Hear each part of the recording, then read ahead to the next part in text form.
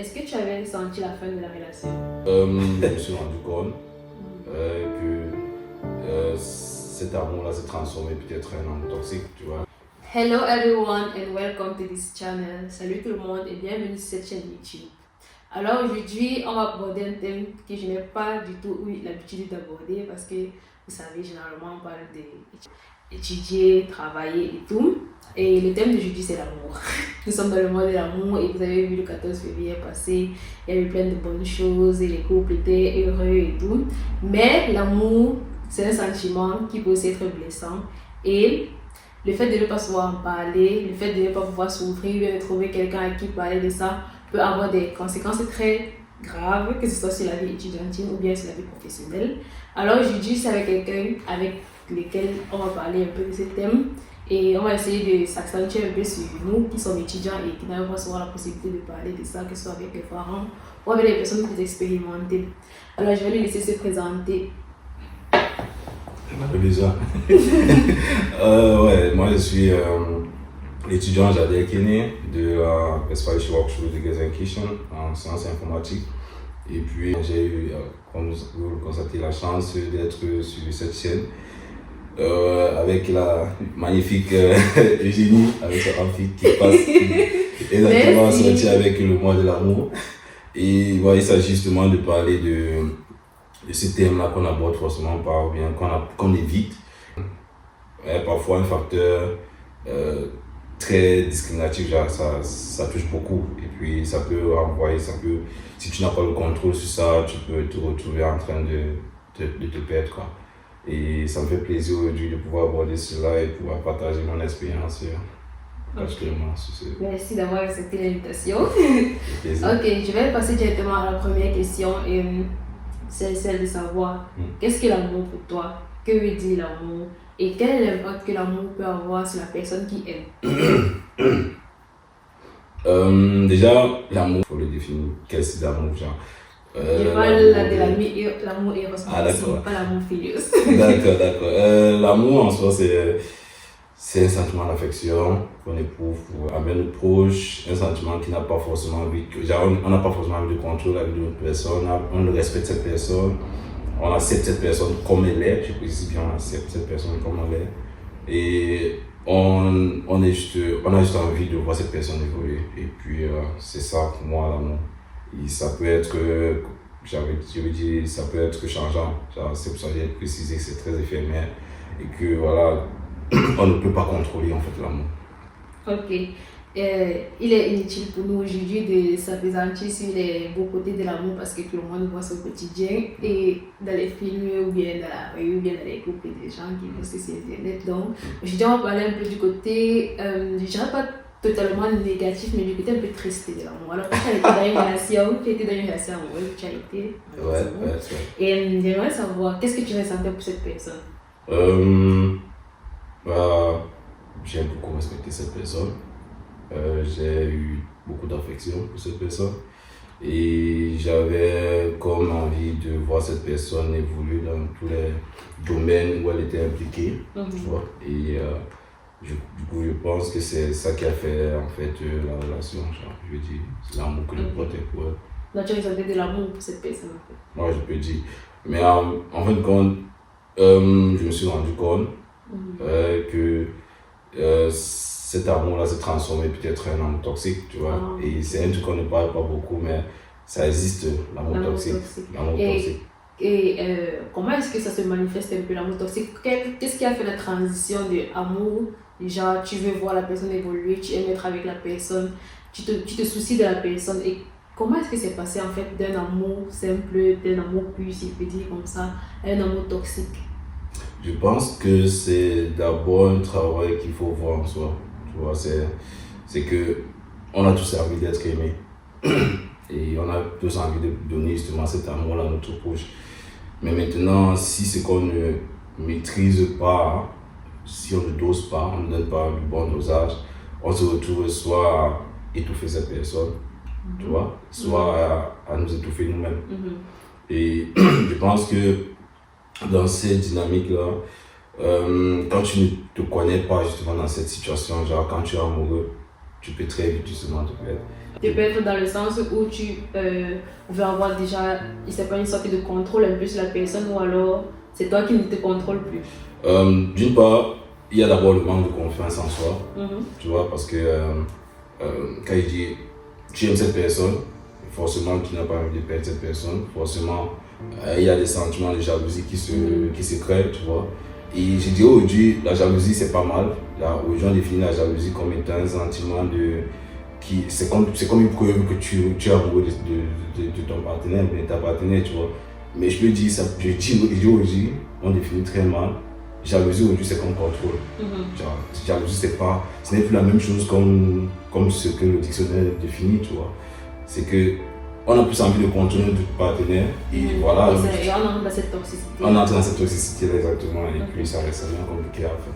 Ok, la prochaine question c'est est-ce que tu avais senti la fin de la relation? Je pense que ouais.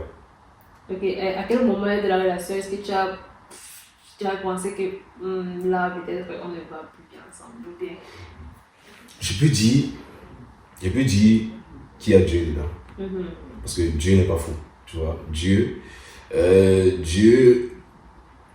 m'a mis avec cette personne, tu vois, parce qu'il voulait que j'atteigne un certain niveau, tu vois. C'est pour ça que je dis, c'est très nécessaire, tu vois. Il faut pas dire aujourd'hui pour regretter, tu vois. C'était nécessaire. Par contre, il y avait ce qu'on appelle des signes.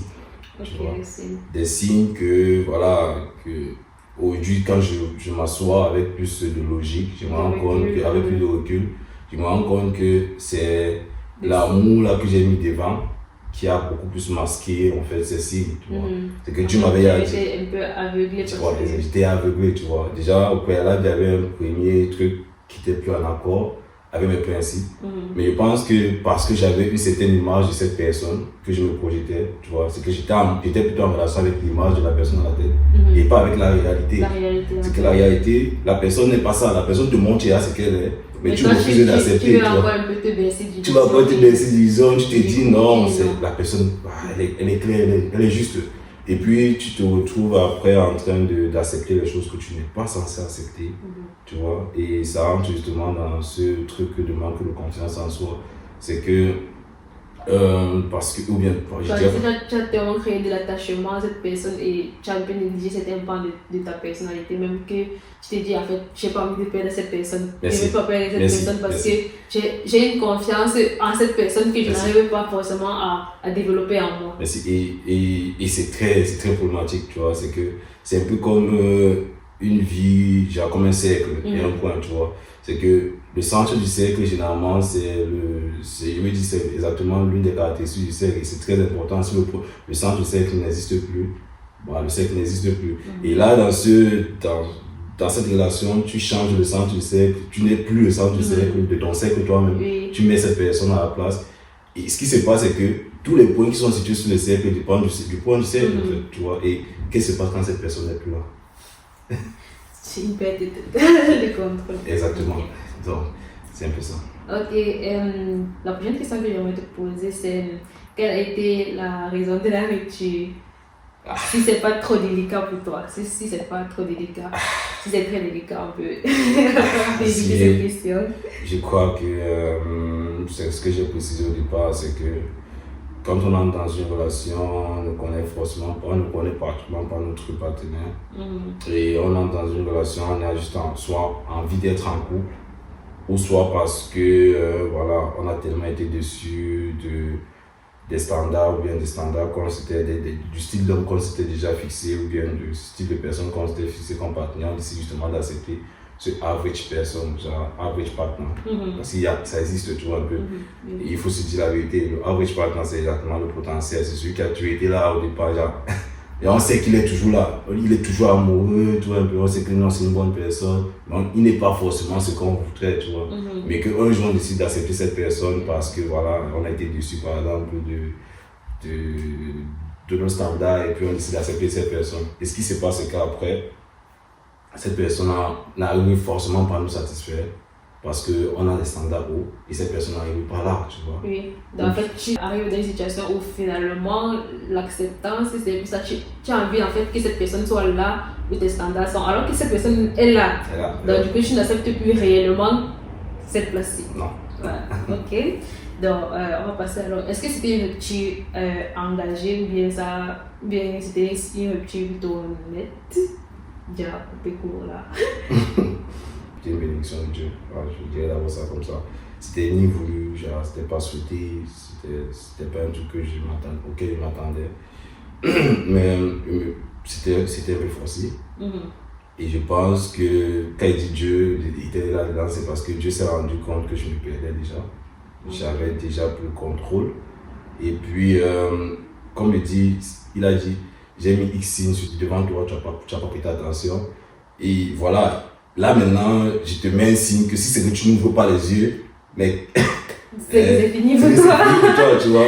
Et puis il a fallu que ce qui arrive, pour que je me rende compte que en fait, c'était la meilleure chose à faire. C'était la meilleure chose à faire et que cette personne-là que je voyais en face, en fait, elle me montrait déjà ce qu'elle est et que j'étais juste amoureux de la perception ou bien de l'imagination que j'avais d'elle. Ok. Et est-ce que ça a eu un impact négatif ou positif sur ta personne? Donc, je veux dire, après la rupture, comment est-ce que ça s'est passé de ton côté? Parce que ça, c'est très important. Et je me mentionner que tu es étudiant, donc forcément, tu as des attentes, que ce soit des parents, mais de toi-même, par rapport à tes résultats scolaires. Et là, tu as une rupture amoureuse. Comment est-ce que tu as pris ça? Comment est-ce que tu as vécu ça? Il faut se dire d'abord au départ, ça n'a pas été facile.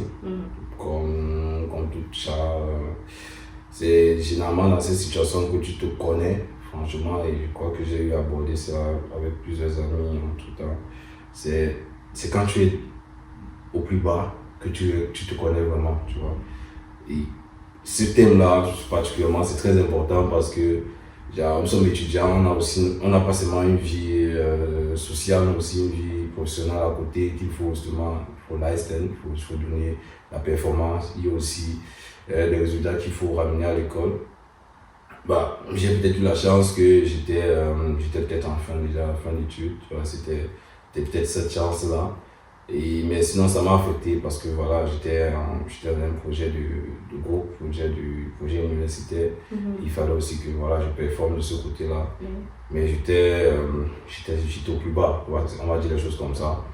Et ça rentre justement dans le contrôle, en fait. Aimer, c'est bien, tu vois.